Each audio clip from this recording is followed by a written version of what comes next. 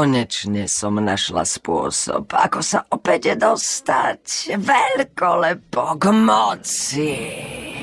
Ja o to nestojím. Čož? Mlč, ty môj maličký. Určite si už teraz veľmi vyčerpaný. Spí, môj malý kovúr, nech sen ti krídla dá.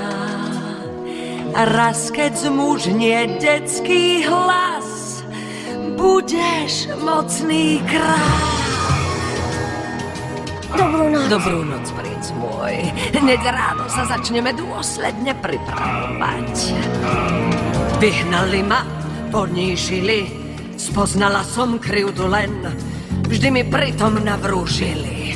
Keď si na to spomeniem, mám však plán, za tým si stojím, ten mi srdce zahreje, plán, čo dušu upokojí, i keď horkosť vo mne je. Král Simba zbrala poletí, a Kiara v mojom zobretí ma prosiť bude o milosť. Spinkaj, chlapček môj, zabudnúť by bolo dobré a nepriateľom odpustiť, lenže v tom je práve problém.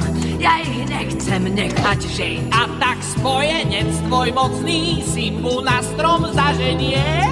Bude to boj neľútostný, ja však vravím, prečo nie?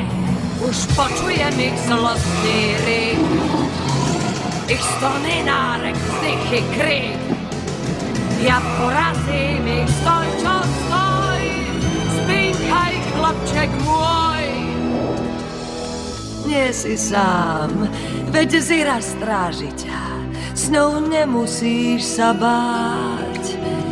Raz budeš šíriť hrôzu, svet sa strachom bude triasť. Spýtý sopliak malý, len som tu na stráži stál. Raz keď tebe zmužnie hlas, Budeš mocný kráľ. Už bubon znie, počaká nás, znie odhodlaný levý hlas. Príde pomsta, no tak vpred.